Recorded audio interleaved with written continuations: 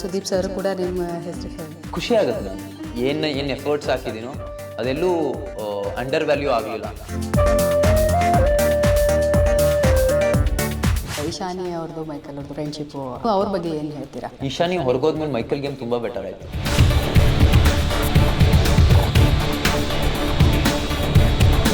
ಮೊದಲು ಯಾರ ಜೊತೆನೂ ಮಾತಾಡದೇ ಇರೋನು, ಒಬ್ಬನೇ ಇರೋನು, ಈಗ ಅವನದೇ ಅಂತ ಒಂದು ಸರ್ಕಲ್ನ ಬಿಲ್ಡ್ ಮಾಡ್ಕೊಂಡಿದ್ದಾನೆ.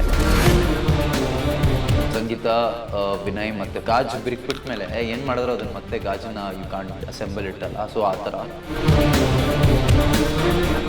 ನೀವು ಹೇಳಿದ್ರಿ ನಿಮ್ಮ ಹೆಸರು ಅವ್ರು ಹೇಳ್ತಾರೆ, ಮಿಸ್ ಮಾಡ್ತಾರೆ. ನಿಮ್ಮ ಹೆಸರು ಅವರೇ ಅಲ್ಲ, ನಮ್ರತಾ ಅವರನ್ನೇ ಅಲ್ಲ.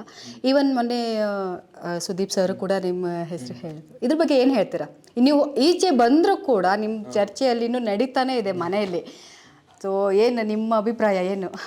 ಮ್ಯಾಮ್, ನಾನು 9 ವಾರ ಇದ್ದೆ. 9 ವಾರನೂ ಜೀವ ಕೊಟ್ಟು ಆಡಿದ್ದೀನಿ ಮ್ಯಾಮ್. ನಾನು ಎಲ್ಲೂ ಅಂದರೆ ನನ್ನ ಶಕ್ತಿ ಮೀರಿ ಆಡಿದ್ದೀನಿ. ಅದಕ್ಕೆ ಸಿಗ್ತಾ ಇರೋ ಒಂದು ಸಣ್ಣ ಗಿಫ್ಟ್ ಅಷ್ಟೆ. ಆಮೇಲೆ ನಾನು ನೋಡಿದೆ, ಎಪಿಸೋಡ್ ನೋಡಿದೆ. ಸುದೀಪ್ ಸರ್ ಕೇಳಿದ್ರು ಎಷ್ಟು ಮಿಸ್ ಮಾಡ್ಕೋತಾ ಇದ್ದೀರಾ ಅಂತ. ಅದೆಲ್ಲ ಖುಷಿ ಆಗುತ್ತೆ ಮ್ಯಾಮ್. ಆಮೇಲೆ ನನಗೆ ಒಂದೊಂದು ಸತಿ ಅನ್ಸೋದು, ನಾನು ಆಡ್ತಾ ಇದ್ದೀನಿ ಬಟ್ ಯಾಕೆ ಇಲ್ಲಿ ನನಗೆ I am not getting it's the due ಅಂತ. ಬಟ್ ಈಗ ಹೊರಗಡೆ ಬಂದಮೇಲೆ ನನಗೆ ಗೊತ್ತಾಗ್ತಾ ಇದೆ ದಟ್ ನಾನು ಏನು ಎಫರ್ಟ್ಸ್ ಹಾಕಿದ್ದೀನೋ ಅದೆಲ್ಲೂ ಅಂಡರ್ ವ್ಯಾಲ್ಯೂ ಆಗಲಿಲ್ಲ. ಅದಕ್ಕೆಲ್ಲ ಇನ್ನೂ ಇದಕ್ಕೆ ನಾರ್ಮಲಿ ಯಾರಾದರೂ ಕಂಟೆಸ್ಟೆಂಟ್ ಹೊರಗೋದ್ಮೇಲೆ ಅವ್ರ ಬಗ್ಗೆ ಮಾತೇ ಆಡಲ್ಲ, ಬಿಟ್ಬಿಡ್ತಾರೆ. ಅಂದರೆ ಅವರು ಒಬ್ರು ಇದ್ರು ಅಂತ ಮರ್ತೋಗ್ಬಿಟ್ಟಿರ್ತಾರೆ, ಅವ್ರ ಬಗ್ಗೆ ಮಾತಾಡಿದ್ರು ಅದನ್ನು ಹಾಕಲ್ಲ. ಬಟ್ ನಾನು ಫಸ್ಟ್ ಟೈಮ್ ನೋಡ್ತಾ ಇರೋದು ದ್ಯಾಟ್ ನಾನು ಹೊರಗಡೆ ಹೋದ್ಮೇಲೂ ನನ್ನ ಫ್ರೆಂಡ್ಸ್ ನನಗೋಸ್ಕರ ಫೈಟ್ ಮಾಡ್ತಾ ಇದ್ದಾರೆ. ತುಕಾಲಿ ಅವ್ರು ಹೇಳ್ತಾರೆ ನಾನು ಸ್ನೇಹಿತವ್ರ ಋಣ ತೀರಿಸ್ಬೇಕು, ಅದಕ್ಕೋಸ್ಕರ ನಮ್ರತನ ಸೇವ್ ಮಾಡ್ತಾ ಇದ್ದೀನಿ ಅಂತ. ಮತ್ತು ನಮ್ಮ ವಿನಯ್ ಮತ್ತು ನಮ್ರತಾ ಹೇಳ್ತಾರೆ ಸ್ನೇಹಿತಗೆ ಟಾರ್ಗೆಟ್ ಮಾಡಿದ್ರು, ಅದನ್ನು ರಿವೆಂಜ್ ತೊಗೊಬೇಕು ಅಂತ. ಮತ್ತು ಸೊ ಖುಷಿ ಆಗುತ್ತೆ ಅಷ್ಟೇ. ವಿನಯ್ ಅವ್ರಿಗೆ ಬ್ರೋ ಅಂತ ಹೇಳ್ತಾ ಇದ್ರಿ. ಸೊ ಅವ್ರನ್ನ ಎಷ್ಟು ಮಿಸ್ ಮಾಡ್ಕೋತಾ ಇದ್ದಾರೆ ನೀವು? ನಾನು ಕ್ಯಾಪ್ಟನ್ಸಿ ಟಾಸ್ಕ್ ಗೆದ್ಬಿಟ್ಟು ವಿನಯ್ ಅವ್ರು ಡೆಡಿಕೇಟ್ ಮಾಡ್ತೀನಿ.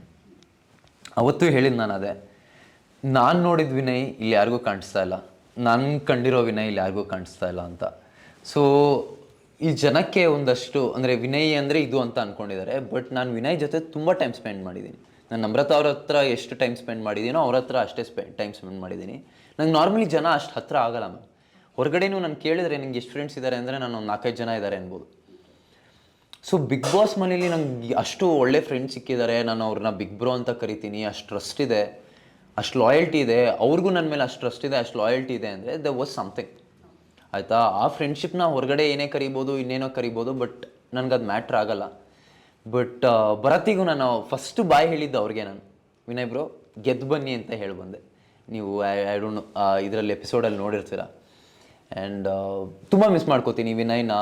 ಮೈಕಲ್ನ ಕೂಡ. ಮೈಕಲ್ಲು ನಂಗೆ ತುಂಬ ಕ್ಲೋಸ್ ಫ್ರೆಂಡ್ ಆಗಿದ್ದ. ಅವರಮ್ಮ ಹೊರಗೆ ಬಂದ ತಕ್ಷಣ ಫೋನ್ ಮಾಡಿದ್ರು, ಸ್ನೇಹಿತ ನನಗೆ ನಿನ್ನ ಮೈಕಿಗೆ ಫಸ್ಟ್ ದಿನದಿಂದ ಫ್ರೆಂಡ್ ಆಗಿದ್ದೆ, ಲಾಸ್ಟ್ ದಿನದ ತನಕ ಫ್ರೆಂಡ್ ಆಗಿದ್ದೆ, you always been loyal to him, ನಂಗೆ ತುಂಬ ಖುಷಿ ಆಯಿತು ಅಂತ ಹೇಳಿದ್ರು. ಸೊ ಅದೇ ಮ್ಯಾಟ್ರ್ ಆಗೋದು ಮ್ಯಾಮ್. ಇಟ್ಸ್ ಕೊನೆಗೆ ನಾವು 1 ವಾರ ಇರ್ತೀವಿ, ಇನ್ನೊಂದು ವಾರ ಇರ್ತೀವಿ. ಒಬ್ಬರು 10ನೇ ವಾರಕ್ಕೆ ಬರ್ಬೋದು, ಒಬ್ಬರು 11ನೇ ವಾರಕ್ಕೆ ಬರ್ಬೋದು. ಬಟ್ ನಾವು ಒಳಗಡೆ ಹೇಗಿದ್ವಿ, ನಮ್ಮ ಫ್ರೆಂಡ್ಸಿಗೆ ಲಾಯಲ್ ಆಗಿದ್ವಾ, ನಾವು ನಮ್ಮ ಫ್ರೆಂಡ್ಸ್ ಹಿಂದೆ ಹೋಗಿ ಏನೋ ಮಾತಾಡಿದ್ವಾ, ಇಲ್ಲ ನಾವು ನಮ್ಮದೊಂದು ಮನಸ್ಸಾಕ್ಷಿ ಅಂತ ಇರುತ್ತಲ್ಲ, ನಾನು ಸರಿಯಾಗಿದ್ನ ತಪ್ಪಾಗಿದ್ನ, ನಾನು ಸರಿಯಾಗಿದ್ದೆ. ಆ್ಯಂಡ್ ನಂಗೆ ಅದ್ರ ಬಗ್ಗೆ ಖುಷಿ ಇದೆ. ಓಕೆ, ಮೈಕಲ್ ಅವ್ರ ಬಗ್ಗೆ ಮಾತಾಡಬೇಕು ಅಂತಂದರೆ ಈಗ ಈಶಾನಿ ಅವ್ರದ್ದು ಮೈಕಲ್ ಅವ್ರದ್ದು ಕೂಡ ಅದೇ ಥರ ಫ್ರೆಂಡ್ಶಿಪ್ಪು ಆ ಮನೇಲಿ ನಡೀತಾ ಇತ್ತು. ಸೊ ನೀವು ಅವ್ರ ಬಗ್ಗೆ ಏನು ಹೇಳ್ತೀರಾ? ಯಾವ ಥರ ಫ್ರೆಂಡ್ಶಿಪ್ ಇತ್ತು? ಆ್ಯಂಡ್ ಅವರು ಕೂಡ ಹೇಗೆ ನಿಮ್ಮ ಹತ್ರ ಏನಾದರೂ ಶೇರಿಂಗ್? ಇವಾಗ ಈಶಾನಿ ಅವ್ರು ಹೊರಗಡೆ ಬಂದಿದ್ದಾರೆ, ಸೊ ಅವ್ರು ಮಿಸ್ ಮಾಡ್ಕೊಳ್ತಾ ಇದ್ದಾರೆ. ನಿಮ್ಮ ಹತ್ರ ಏನಾದರೂ ಹೇಳಿದ್ರ ಈಶಾನಿ ಅವ್ರು? ಈಶಾನಿ ಫೋನ್ ಮಾಡಿದ್ಲು, ಮಾತಾಡಿದ್ಲು. ಮೈಕಲ್ ಏನು ಒಳಗಡೆ ಅಷ್ಟೇನು ಮಿಸ್ ಮಾಡ್ಕೋತಾ ಇಲ್ಲ ಈಶಾನಿನ. ಈಶಾನಿ ಹೊರಗೋದ್ಮೇಲೆ ಮೈಕಲ್ ಗೇಮ್ ತುಂಬ ಬೆಟರ್ ಆಯಿತು. ಇದನ್ನು ಸುದೀಪ್ ಸರ್ ಕೂಡ ಹೇಳಿದ್ದಾರೆ. ಮೈಕಲ್ ಮೊದಲು ಏನಾಗ್ತಾ ಇತ್ತು, ಬರೀ ಅಲ್ಲೇ ಇರೋನು, ಮನೆಯವ್ರ ಜೊತೆ ಎಲ್ಲ ಅವನು ಮಾತಾಡ್ತಾ ಇರಲಿಲ್ಲ, ಇನ್ನೇನೋ ಆಗ್ತಾ ಇರಲಿಲ್ಲ. ಆಮೇಲೆ ಯಾವುದೋ ಒಂದು ಟಾಸ್ಕ್ ವಿಷಯದಲ್ಲೂ ತುಂಬ ತೊಂದರೆ ಆಯಿತು. ಅವರಿಬ್ಬರು ಉಸ್ತುವಾರಿ ಮಾಡ್ತಾಯಿದ್ರು, ಇವಳೇನೋ ಇದು ಮಾಡಬೇಕಾಯಿತು.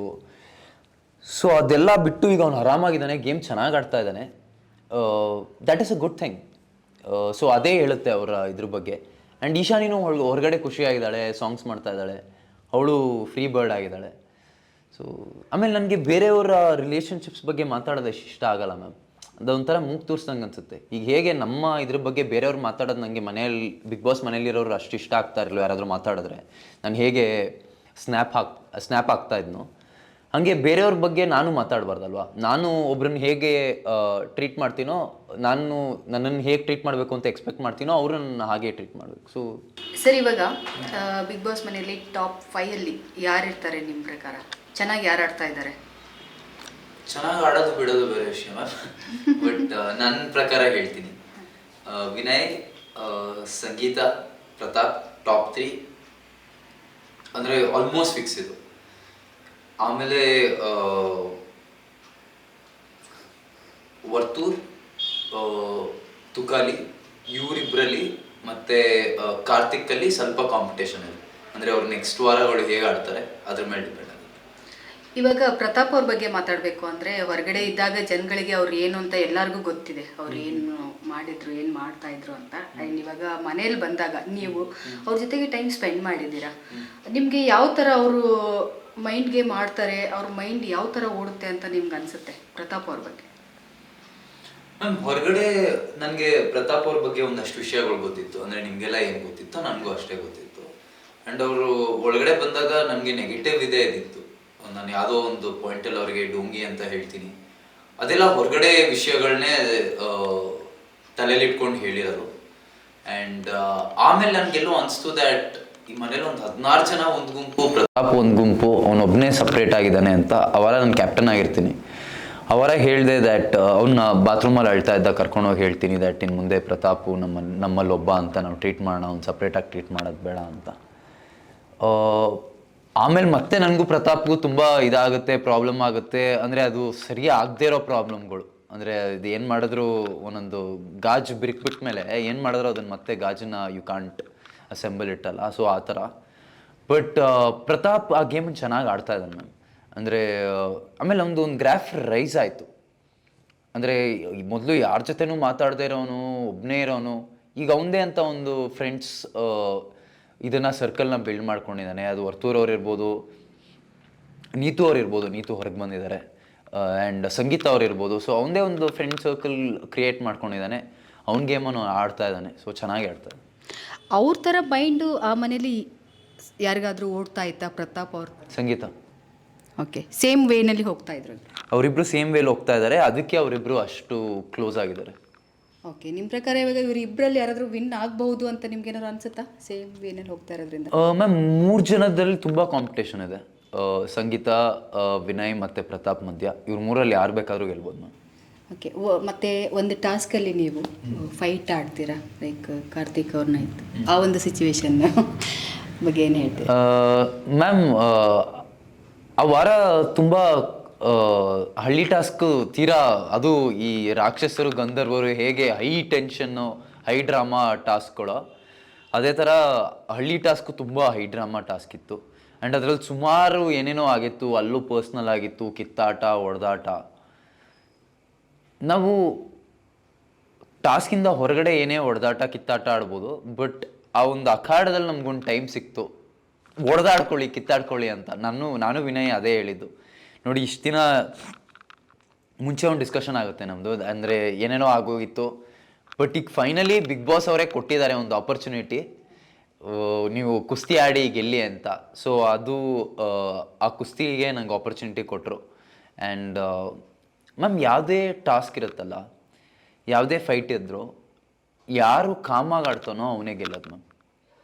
ಅಲ್ಲಿ ಅಗ್ರೆಷನ್ ಮ್ಯಾಟ್ರ್ ಆಗಲ್ಲ. ನೀವು ಫೈಟ್ಸ್ ನೋಡಿದ್ರು, MMA ಫೈಟ್ಸ್ ನೋಡಿದ್ರು, ಅಲ್ಲಿ ಯಾರು ಕೋಪ ಜಾಸ್ತಿ, ಅದು ಮ್ಯಾಟ್ರ್ ಆಗಲ್ಲ. ಯಾರು ಆ ಮೂಮೆಂಟಲ್ಲಿ ಪ್ರೆಸೆಂಟ್ ಆಗಿರ್ತಾನೋ, ಅವನ ಕೋಪನ ಕಂಟ್ರೋಲ್ ಮಾಡ್ಕೋತಾನೋ ಅವನೇ ಗೆಲ್ಲೋದು. ಆ್ಯಂಡ್ ನಾನು ಕಾರ್ತಿಕ್ ಅವ್ರು ಕೆಟ್ಟದಾಗ ಆಡಿದ್ರು ಅಂತ ಹೇಳ್ತಾ ಇರಲಿಲ್ಲ. ಆ್ಯಕ್ಚುಲಿ ಚೆನ್ನಾಗೇ ಆಡಿದ್ರು, ತುಂಬ ಚೆನ್ನಾಗಿ ಆಡಿದ್ರು. Just that it was my day and ಗೆದ್ದೆ ಅಷ್ಟೇ. ಆ್ಯಂಡ್ ನಾನು ಅದಾದಮೇಲೂ ಅದನ್ನೇನು ತುಂಬ ದೊಡ್ಡ ವಿಷಯ ಅಂತ ಮಾಡಲಿಲ್ಲ. ಲೈಕ್ ವೆಲ್ ಪ್ಲೇಡ್ ಬ್ರೋ ಅಷ್ಟೇ.